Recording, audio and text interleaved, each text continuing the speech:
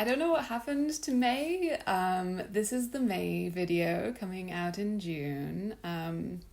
Who knows? We're here now. I am reading today a review article on intentionality that I wrote with Claudia Wilke, Nicole Lahiff, and Katie Slocombe, called Scratching Beneath the Surface, Intentionality in Great Ape Signal Production. And this was published in the Philosophical Transactions of the Royal Society B, Biological Sciences, in 2019. We're working our way backwards. Abstract. Despite important similarities having been found between human and animal communication systems, surprisingly little research effort has focused on whether the cognitive mechanisms underpinning these behaviors are also similar. In particular, it is highly debated whether signal production is the result of reflexive processes or can be characterized as intentional.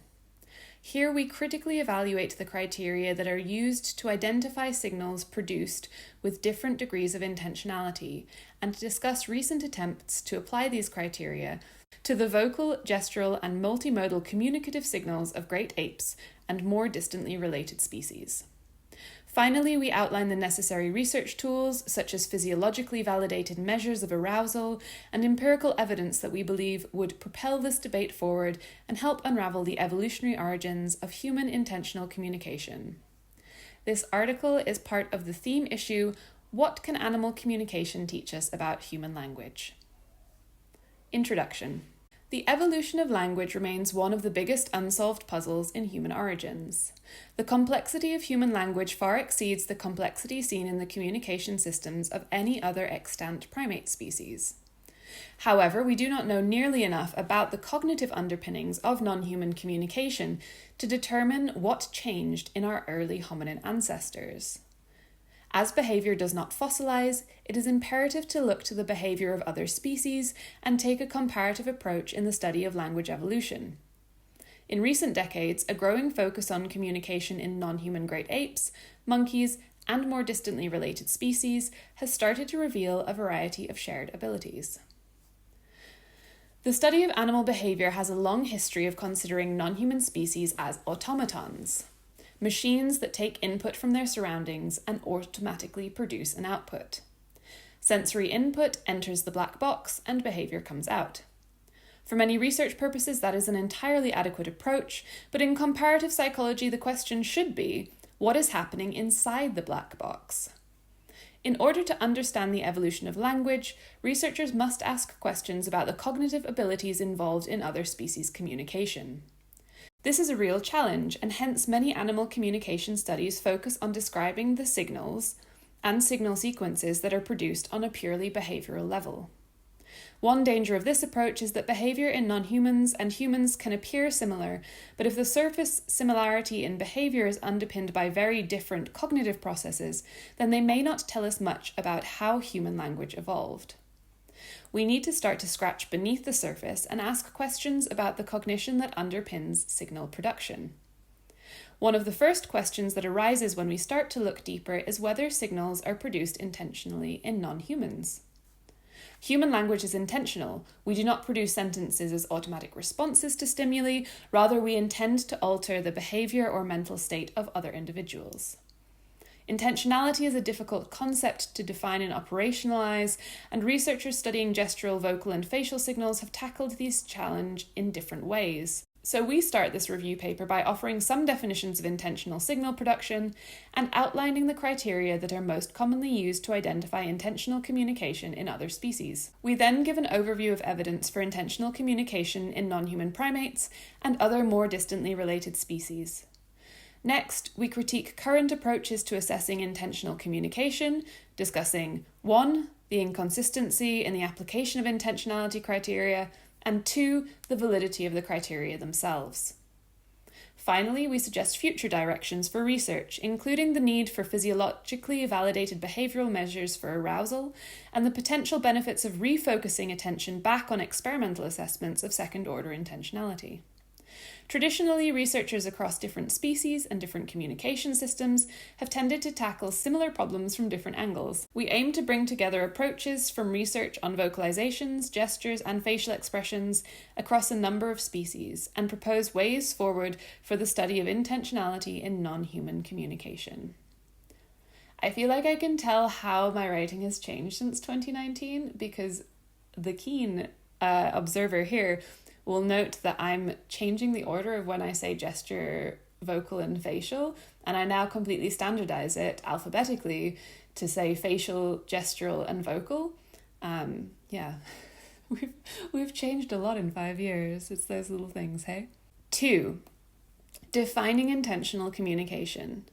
To begin with, we have the problem of defining intentional communication in a way that can be operationalized and tested in nonverbal species. Varying definitions of intentional signal production have hindered the progression of our knowledge in this domain. The term intentionality originated in philosophy, introduced by Franz Brentano, referring to puzzles of representation, linking together the philosophies of mind and language. Brentano believed that intentionality was a prevalent property in all mental states, from beliefs and hopes to love and hatred, with these always being about or referring to a specific target, property, or matter of fact, real or imagined. So this is that quality of aboutness that we're getting at. Notably, Brentano's thesis suggested that intentionality is only a mental phenomenon and cannot exist in non-mental constructs, such as sentences of natural languages. However, Searle and Grice reinterpreted intentionality as it might apply to actions and communication, moving it beyond Brentano's original formulation. Grice's early conceptualizations of intentional signaling require sophisticated meta-representation from both the recipient and the signaler. He proposed that when producing an intentional signal, it is explicitly clear that the signaler is communicating something to the recipient, also known as ostension. And the fact that the signal is communicative is mutually understood by both participants. That this is ubiquitous in adult human communication is uncontroversial, but it is debated to what extent non-linguistic communication systems can be deemed intentional based upon Gricean views. Questions have recently been raised about the appropriateness of using Gricean intentionality and meaning as a way of assessing non-human communication, given that Grice's definitions were rooted in linguistics rather than including any form of expressive communication. However, the Gricean approach remains the dominant approach in animal communication, with most researchers using Dennett's intentionality framework, which offers more graded steps towards the complex meta-representation required for full-blown Gricean intentional communication. According to this framework, zero-order intentionality requires no mentality to be involved in signaling, while first-order requires that the signaler intends to signal in order to change the behavior of the recipient. And second order requires that intentions to signal are combined with mental state attributions. Using food calls as an example, zero-order intentional communication would constitute the signaler calling on arrival at a food patch as a result of increased arousal or excitement triggered by food discovery. For first-order intentional communication, the signaler would call to affect the audience's behavior, i.e. to recruit group members to join the signaler at the food patch.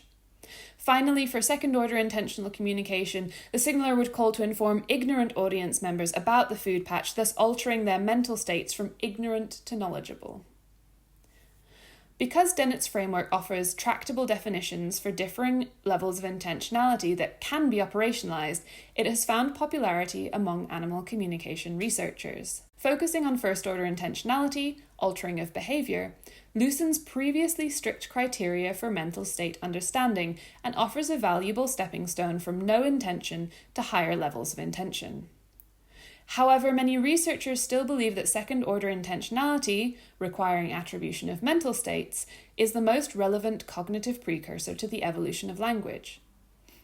Both laboratory and field experiments have been designed to try and identify second-order vocal production in primates, where researchers have tested whether the knowledge states of the audience mediates call production in the signaler.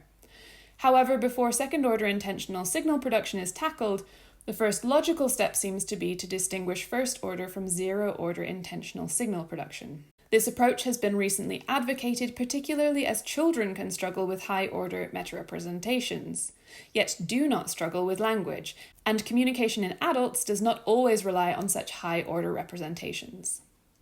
In order to identify first-order intentional signal production, a clear framework with observable behavioral criteria is required. Townsend et al. Provide such a framework, bringing together markers that have previously been used to identify first-order intentional communication in pre-linguistic humans and non-human animals. They propose that an animal has communicated with first-order intentionality if the following three conditions are met. 1. A signaler acts with a goal when communicating to a recipient. 2. The signaler exhibits volitional control over recipient-directed signal production to obtain their communicative goal. And 3. That the recipient alters their behaviour in a way that is in line with the signaler's goal. The value of this framework lies in its ability to define the intentionality of a signal using directly observable behaviour. The main limitation of the framework is that, as highlighted in the original paper and discussed in more depth later in this article, all the behavioural markers designed to diagnose first-order intentional signal production could also be explained by zero-order intentional processes. Thus, the validity of the criteria used is unclear. In order to meaningfully discuss the validity and use of the criteria, we will first outline the criteria and the empirical evidence currently used to claim first-order intentionality in different communicative modalities. To test Townsend et al.'s first criterion that signals are produced to meet a goal, the signaler should continue to signal until a stopping rule has been satisfied and the goal met.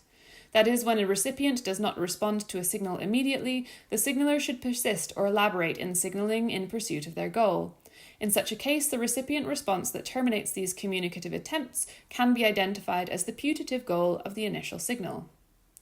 A broader range of behaviours centred on social use of a signal are suggested to help identify the production of volitional and recipient-directed signals. Criterion 2. The most rudimentary marker concerning social usage is the presence or absence of potential recipients. While humans sometimes produce signals in private, for non-human signals that are produced in the absence of an audience are presumed to be a product of underlying arousal-based mechanisms. For instance, if a monkey sees a snake and produces an alarm call when no other monkeys are around, it is assumed that the signal was produced as a result of elevated arousal or fear triggered by predator discovery. Building from the simple presence of a potential recipient, researchers also search for complex audience effects, where the composition of the audience can mediate both the rate and structure of signals. For instance, vervet monkeys alarm call more frequently in the presence of kin than non-kin. And chimpanzees alter the structure of their victim screams given to severe aggression if high-ranking bystanders are in the audience. These more complex audience effects show selective control over signal production, indicating that they are voluntarily produced and directed at specific recipients. Decisions regarding when and what type of signal to produce can also be affected by the attentional state of the recipients. Visual signals produced to inattentive recipients are likely to be ineffective because the recipient cannot see the signal. If the signaler intends to communicate to the recipient, they should produce a signal that is perceptible to the recipient, avoiding silent visual signals when the recipient is inattentive and relying on audible or tactile signals in these circumstances. This selectivity indicates not only that the signaler may be engaging in basic perspective taking, but also that they understand the most effective means by which to achieve their goal. Before selecting the appropriate signal, the signaler should check where the recipient is looking and then continue to visually monitor the recipient for a response. Together, these behaviours are commonly known as audience checking, which is a frequently used marker of first-order intentional communication, as it seems to indicate that the signaler is directing the signals at a recipient and then expecting a response. The final criterion shifts focus from signal production, instead requiring a consistent behavioural response from the recipient that is appropriate for the signal given. For example, moving away from the perceived threat that elicited the signaler's alarm calls. The recipient response needs to be consistent across multiple signalling events and needs to occur immediately after a signal more frequently than at other times, chance level of response behaviour occurring, in order to show that the response is connected to the signal. This criterion is important to demonstrate that signals are effective and that recipients seem to understand the signal or the signaler's goal in some manner. To date, studies have focused on identifying behavioural indicators of intentionality, for example, persistence, gaze alternation, or social usage, without reaching a consensus on how these should be applied in methodology. Surprisingly, there is no established acceptable number of behavioural indicators required to classify a signal as intentional. The definition offered by Townsend et al. Likewise does not specify this, but instead requires that a signal demonstrates at least one behaviour from each of the three broader criteria in order to be deemed intentional. Defining intentionality in these terms has the benefit of being conservative enough to avoid claims for intentionality with only one behavioural indicator, and at the same time is still empirically viable and inclusive across taxa. 3. Primate evidence. Traditionally, primate vocalizations, gestures, and facial expressions have been studied in isolation, with researchers specializing in just one of these types of communication, and perhaps as a result have followed different approaches to looking at intentionality. Gesture researchers have been the most explicit in their treatment of intentional communication. Intentional gestures were first observed in captive chimpanzees and have now been observed in all 4 species of non-human great apes. Following this early work on chimpanzees, intentional production has been routinely used as a prerequisite for a body movement to be identified as a gesture. As it is difficult to define the onset and offset of gestures based on physical properties, researchers used intentional production as a way to differentiate communicative movements from non-communicative movements that are produced for other purposes. This is in stark contrast to vocal and facial signals, which are defined in terms of their physical properties, with the degree of intentionality underpinning a signal a matter for separate investigation. Claims of intentionality in gesture are therefore rather circular, as gesture researchers are a priori selectively focusing on body movements that appear intentional, and therefore it is not surprising that these signals go on to meet behavioural markers for intentionality. To be classified as a gesture, some of the following behavioural criteria must be met. It should be directed towards a specific recipient. The signaler should check the attention of the recipient and adjust their signal to match that attention. Signalers should wait for a response, and if they do not receive a response, they should continue to produce more signals. These criteria originate from early attempts to identify intentional gesture production in pre-verbal human infants and attempt to distinguish first order from zero order intentional signal production. Different researchers require different numbers of criteria to be met before assigning intentionality to the signal or class of signals in question. But it is widely claimed that great ape gestures are produced with first-order intentionality. By contrast, vocalizations have traditionally been viewed as automatic zero-order intentional signals, elicited by specific environmental events, for example, the presence of a predator. It is only in recent years that markers of first-order intentionality have been applied to vocal behaviour to challenge this stance. I have overlaid Table 1 here, which shows studies that examine intentional signal production in non-human primates. So these papers were selected for relevancy from an initial search for intentional communication and primate on Web of Science that were published in journal articles from 1980 to 2018. I have popped that on at the start of this section, and that is what is on screen right now for those who are watching the video. Otherwise, you can follow the link in the description if you're listening to the audio version, and we'll be able to access that table through the website if you are using a screen reader as well. Cool. Back to the paper. On the other hand, experiments testing second-order intentional signal production have only been conducted in the vocal domain, not in the gestural domain. Capitalizing on the fact that in many species alarm calls function to refer to predators, experiments have been designed to test whether alarm calls are produced selectively to ignorant group members, to change their mental state from ignorant to knowledgeable. While captive macaques do not mediate their alarm or food calls as a function of their offspring's knowledge about a predator or food source, more promising results suggest that wild chimpanzees may be more likely to alarm call to individuals who know less about an ambush predator model. There is mounting evidence that both gestures and some vocalizations meet behavioral criteria for first-order intentionality, and that some may even show evidence of second-order intentionality. Of the 3 types of communication, facial expressions, or facial signals, as I now more commonly refer to them, have received the least attention from researchers in terms of their intentional production. The traditional view of facial expressions is that they are zero-order intentional signals that are the product of emotional processes. However, although humans produce facial expressions automatically, we can also produce them intentionally, and so it is important to ask whether other primates share this ability. Hopkins et al. Argue that chimpanzees have some volitional control over their facial expressions, and more recent studies have demonstrated that great apes modify their facial expressions if their audience is visually attending to them. More research is, however, needed to determine whether facial expressions meet other intentionality criteria. 4. Intentional signal production in other species. Although most research has focused on intentional signal production in non-human primates, other species have also been subject of investigation.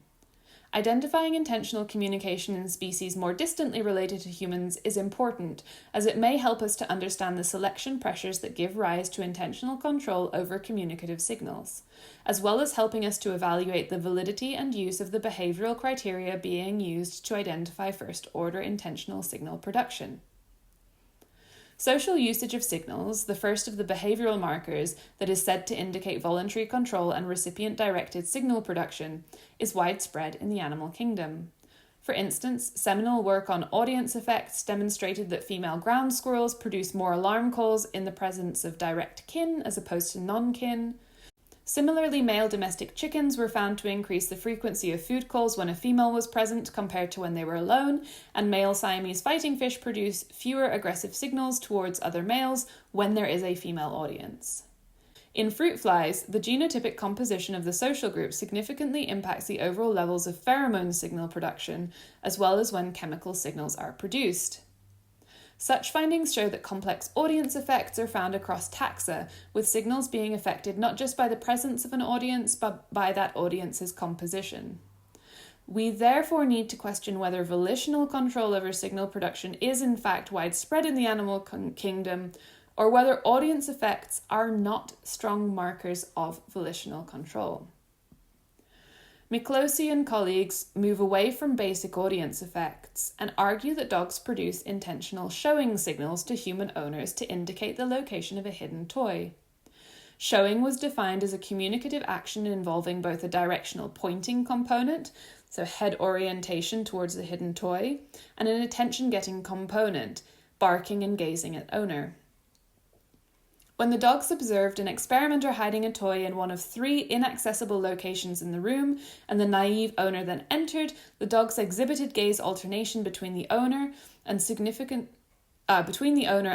toy, and attention-getting behaviours significantly more when they were simply in the room with the owner in the absence of a hidden toy.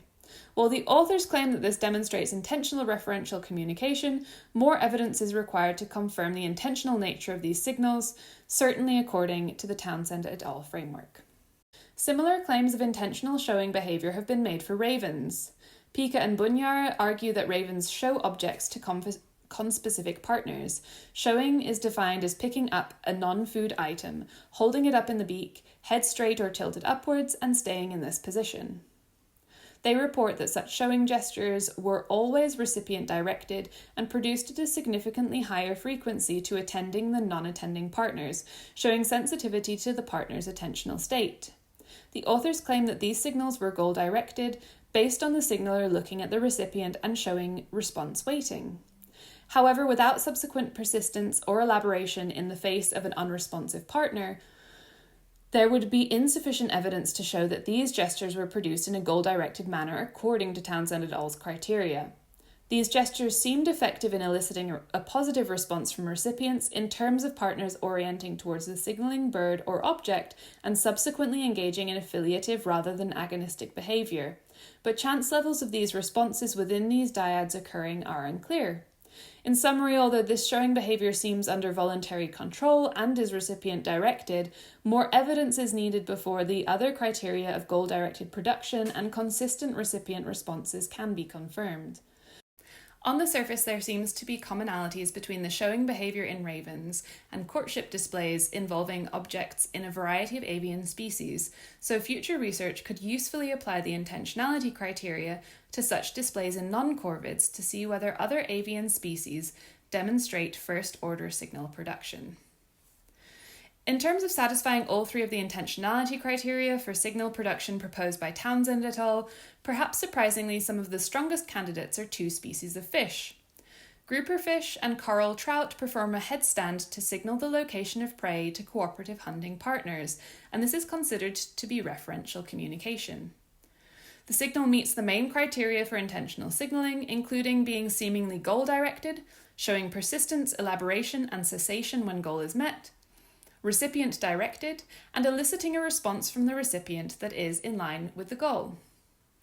It is one of the few empirical demonstrations that meets all of the intentionality criteria set by Townsend et al. In a single communication system, providing more solid evidence than most primate species to date. It's suddenly gone very dark outside, and I'm aware my lighting has completely changed because it looks about to rain. More recently, convincing evidence of intentional communication has also been found in Arabian babblers, and it is likely that the wider application of Townsend et al.'s criteria will reveal more intentional communication across a broader range of species.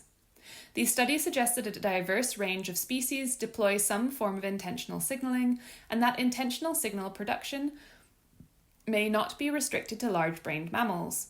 It is therefore unclear whether first-order intentional signal production is simply widespread in the animal kingdom, or whether different processes are underpinning the same behavioural patterns in different taxa.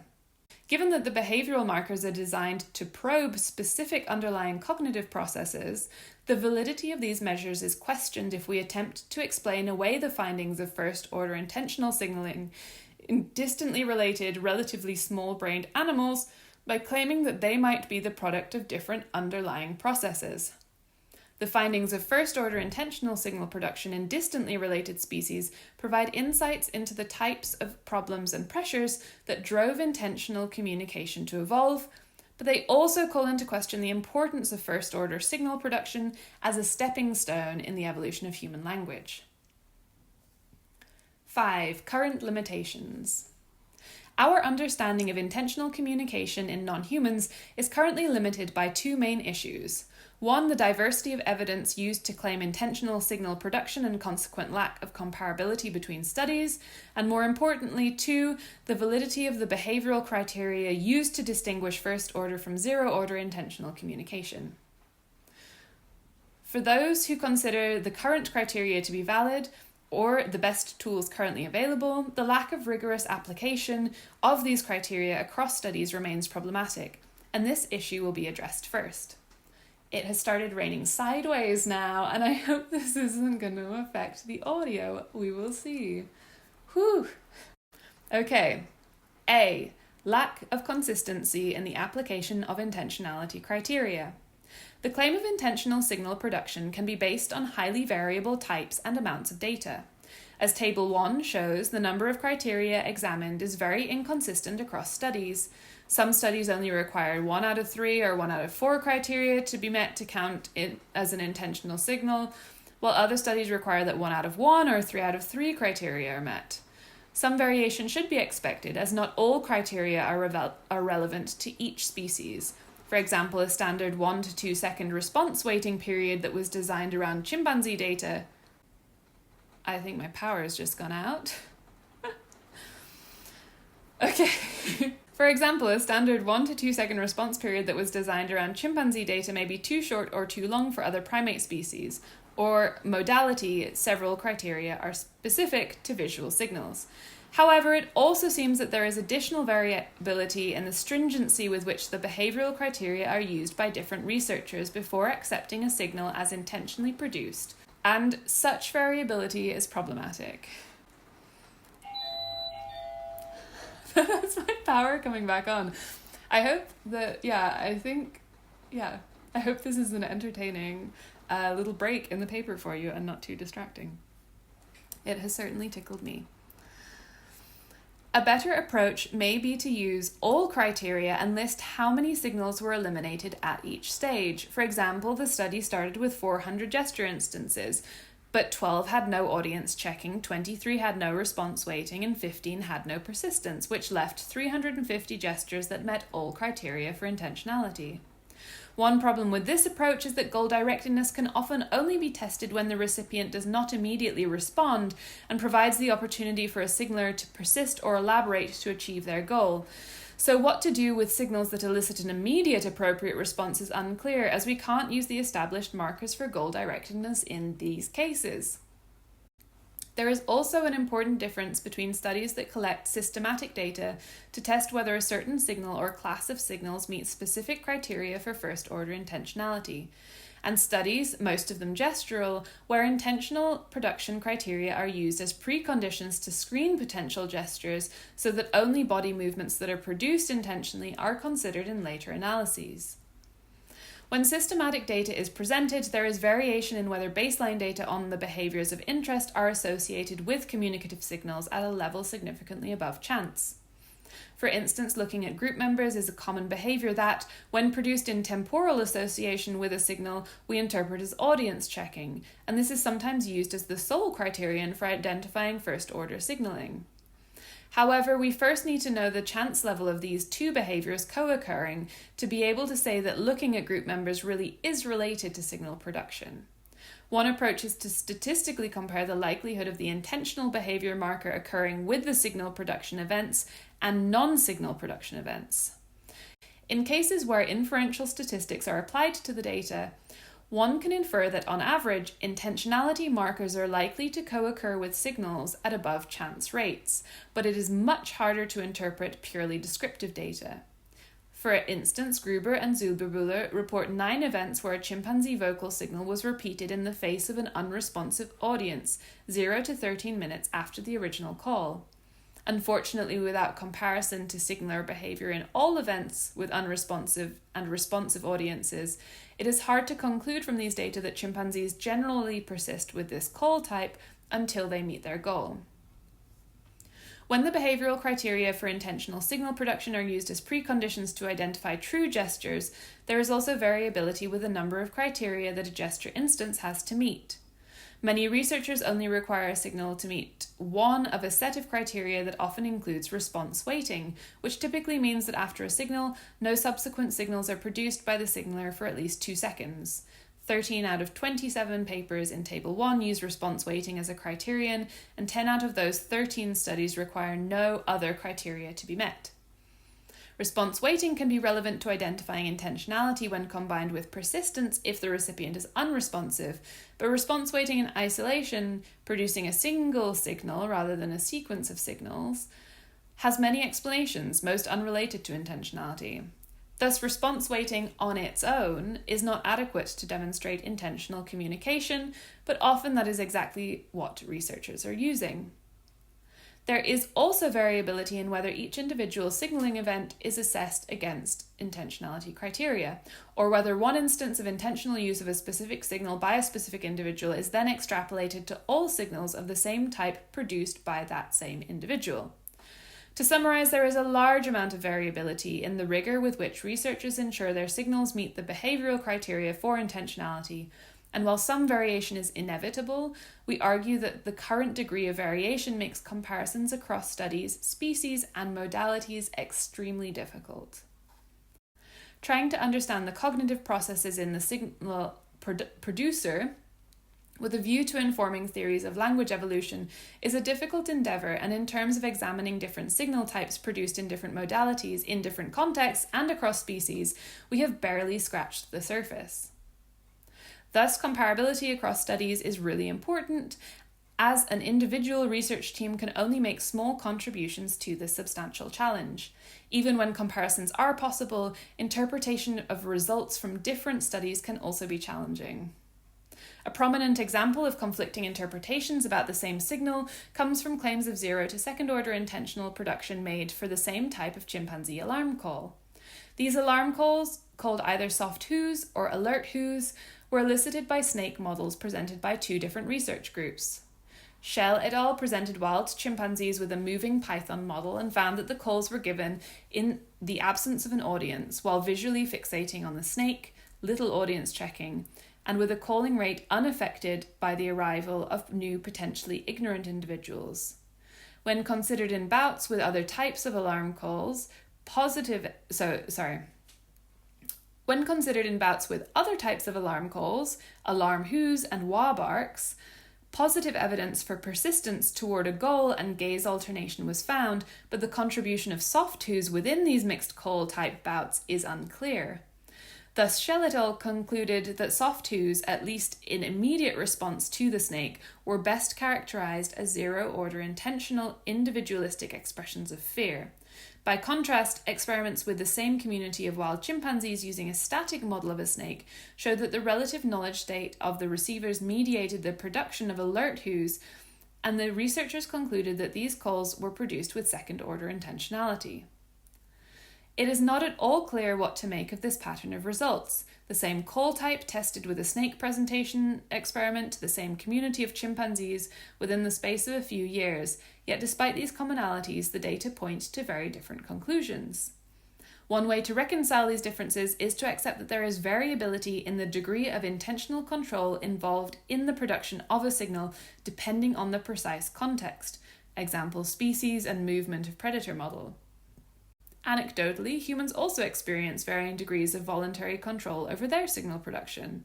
For instance, a normal ability to inhibit swearing in front of senior colleagues can be lost in a situation of extreme fear, such as almost crashing a car. If we accept this, however, it indicates that the intentionality of signal production must be assessed on an event-by-event basis. An extrapolation of intentional production is one instance of signal production to another, as is sometimes done in gesture research, is probably inadvisable. These conflicting findings demonstrate the value of replication and multiple groups working on the same questions, but wider discussion of how to make sense of seemingly contradictory findings such as these is needed. In conclusion, the variability across many dimensions in how the current behavioral criteria for first-order intentionality are applied means that valid comparisons across studies and modalities is essentially impossible. If we are to continue to use these criteria, a more rigorous and uniform approach is required. B. Validity of the behavioral markers for first-order intentional signal production. Perhaps the most serious issue that requires attention is the validity of the behavioral criteria used to identify instances of first-order intentional communication and distinguish them from zero-order intentional communication. While the behavioral criteria all make intuitive sense, they are all also open to lower-level zero-order intentional explanations, which means they may not be measuring first-order intentionality at all. First, let us consider goal-directedness as measured by persistence or elaboration in signaling when faced with an unresponsive recipient or an inappropriate audience response. It is sometimes easiest to imagine how a behavior may be driven by a lower-level mechanism if you imagine an example with a signal that is assumed to be driven by zero-order intentional processes. Rightly or wrongly, we have traditionally assumed that primate facial expressions are readouts of emotional arousal. In a case where a subordinate chimpanzee is fearful of approaching a dominant, they may produce a silent bared teeth face, and both this signal and the fearful emotion presumed to underpin it persist until the dominant individual reassures the subordinate, at which point the fearful emotion decreases and the silent bared teeth face disappears. In this scenario, the production of the silent bared teeth face would meet the criterion for persistence until the goal of eliciting reassurance from the dominant was met. But it may have been driven by purely zero-order intentional processes. A higher level of emotional arousal may not only trigger the production of a single signal, but a number of signals that share similar functions.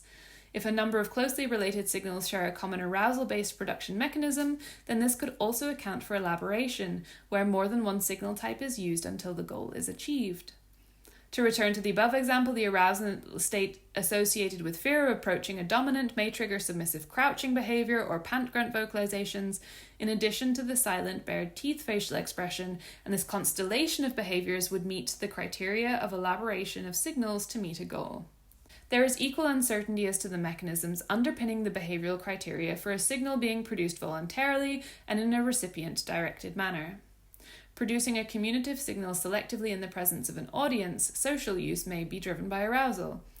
Research with a range of species indicates that arousal levels are higher when in a social group compared to alone, and thus it is plausible that in an arousal-based system, the threshold for signal production is usually only met when an audience is present and base levels of arousal are elevated. More complex audience effects, such as only producing signals in the presence of kin, friends, or higher-ranking individuals, may be more compelling, but it is also possible that the presence of certain individuals differentially affects arousal. The evidence for arousal increasing differentially with the presence of different individuals is less apparent, but this possibility needs testing and ruling out before we can say with certainty that complex audience effects do not arise from an arousal-based signal production system. Equally, cases where signals are contingent on the behavior of the audience, for example, individual alarm calls until all other group members have alarm called, could also arise from changes in arousal. In humans, we know that heart rate in a speaker can be increased by negative behavioral responses in the audience, and behavior in audience members may affect autonomic arousal levels in signal producers across species. Sensitivity to the recipient's attentional state, in terms of only producing visual signals when a partner is attending, appears to be a strong marker of intentional signal production, as it may involve perspective taking. However, this behavior could also be a result of learned discriminations. Individuals may learn over their lifetime that the face of a recipient is one of the necessary eliciting stimuli for effective production of visual signals, possibly in a similar way to infant vervet monkeys learning to narrow the type of stimuli that elicit their eagle alarm call. If this scenario is correct, then looking for the stimulus of a conspecific face before signaling, like visual examination of an aerial object in vervet monkeys before alarm calling, would also result in what has been described as audience checking behavior. Although audience checking, where the signal producer looks at the signal recipient before or during signal production, may have a low-level conditioning explanation for visual signals, there does not seem to be an obvious lower-level explanation for why primates should look to audience members before emitting a vocal signal, as visual attention in the recipients is not necessary for vocal signals to be effective.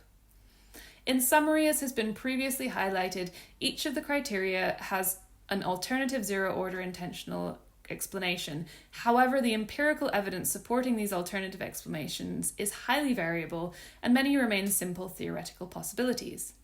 It has been previously argued that providing convergent evidence from diverse markers provides more robust evidence and more likely attributable to a single mental ability, intentionality, than a series of arousal and conditioning-based explanations.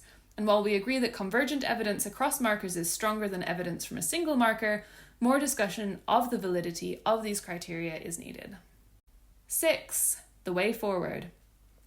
While there are extensive claims of first-order intentional communication in other animal species, our current ability to rigorously assess such intentionality is sadly limited, and we need to look for new alternatives. We provide two main suggestions for moving forward. 1, directly assessing arousal during communication, which would allow us to determine the degree to which high levels of arousal elicit certain signals. And 2, focusing experimentally on second-order intentionality, as evidence for second-order intentionality implies the evidence of first order. It is worth noting that although there are plausible emotional arousal-based explanations for the behavioral criteria for first-order intentional signal production, few of them are underpinned by hard evidence. Unlike our understanding of conditioning, which is built on decades of experimental data and theoretical models, our understanding of how and when arousal affects behavior is relatively poor. Despite this, arousal is often offered as a post hoc explanation for a startling wide array of behaviors and phenomena, and because the tools we have for assessing arousal are currently inadequate, it is very difficult to rule out arousal accounting for interesting behaviors. Yet because arousal is the lower level of explanation for behavior, the onus is on the researcher wanting to claim a higher level mechanism to rule out the lower level explanation. In most cases, this is impossible, because the current tools for evaluating emotional arousal in primates are inadequate.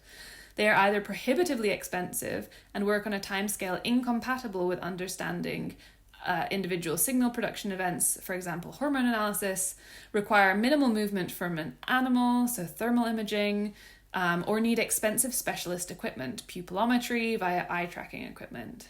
Current techniques for measuring dynamic changes in arousal levels are therefore incompatible with freely moving, naturally behaving primates interacting with one another, and unfortunately, that is the only kind of primate who will produce the meaningful social signals that we are seeking to understand. This means that most researchers interested in signal production, including ourselves, have not been able to address the contribution of arousal to signal production and have essentially ignored it. This has led us to the situation in which we currently find ourselves, where considerable research effort is being invested in trying to establish whether signals are produced with first-order intentionality, with no certainty that any of our measures are valid. Ouch.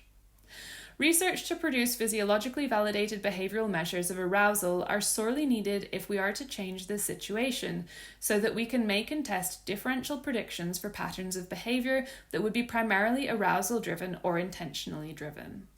This is not to say that these options are mutually exclusive. In fact, it is likely that arousal plays a complementary role to intentional processes, as it does in humans, but we need to try and disentangle the relative contribution of affective arousal and higher cognitive processes on communicative behavior.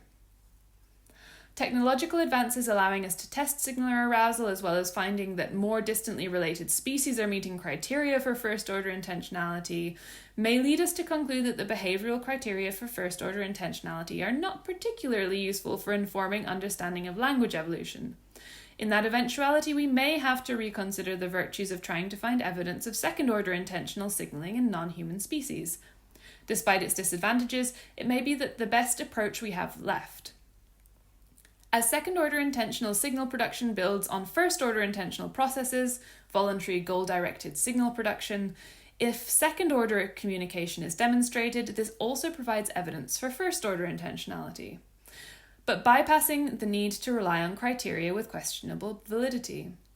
Second-order intentional signal production requires attribution of mental states, and this has been most commonly tackled by looking to see if signal production is mediated by the knowledge state of the recipient.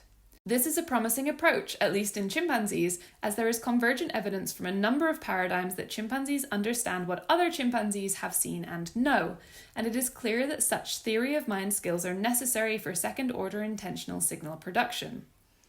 Whether the understanding of others' mental states influences signal production is still currently unclear. It has been claimed that chimpanzees are more likely to alarm call in the presence of individuals that have partial knowledge rather than full knowledge of a model snake. But it is not clear that lower-level behavior reading explanations have been excluded. What is clear is that further investigations focused on whether signal production is mediated by an understanding of others' knowledge or ignorance are likely to focus on the vocal domain. There is good evidence that the vocalizations function to refer to external objects and events, so it is possible to probe whether these calls are influenced by a receiver's knowledge of those objects or events. By contrast, gestures to conspecifics seem to have less potential to be influenced by knowledge of mental states, as they are predominantly dyadic requests for certain behaviors from another individual. There are only a handful of potential cases of triadic gestures that have ever been observed in wild chimpanzees or bonobos in many decades of continual field observations. In captivity, many apes will point for human caretakers, but these points still seem to share the same imperative motivation as their naturally occurring gestures, in that they point to request things that they want, but do not gesture with an informative intention, where experimental manipulation of receiver knowledge could be usefully deployed. Thus, future investigations of second-order intentional signal production are likely to focus on whether the knowledge state of listeners mediates the production of functionally referential vocal signals. And as regards current debates, independently of whether or not it is best to take a Gricean approach to intentionality, testing second-order intentionality in great apes has the potential to inform us about their capacity for meta-representation and contribute more broadly to the field of animal cognition. In conclusion, in order to further our understanding of language evolution, it is vital that we move beyond surface similarities between human language and primate communication and search for commonalities and differences in the cognitive processes driving the production and reception of signals. The degree of intentional control in non-human signal production is a central and important question. And although first-order intentional communication has been widely claimed, the current tools we have to detect intentional signal production are limited. The validity of the behavioral criteria for distinguishing first order from zero order intentional signal production is questionable, and inconsistency across studies in how and which intentionality criteria are applied limits comparability. Looking ahead, we need to be able to detect first order intentional communication with greater accuracy to understand how widespread it is in the animal kingdom and what selection pressures facilitated the evolution of this type of communication.